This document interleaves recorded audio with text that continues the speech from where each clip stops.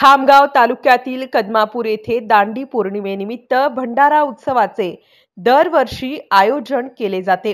यानिमित्त हरिभक्त परायण भानुदास महाराज टाकळीकर यांचे चंदनशेष महाराज यांच्या जीवनावर आधारित सुरेल असे कीर्तनाचा कार्यक्रम आयोजित करण्यात आला।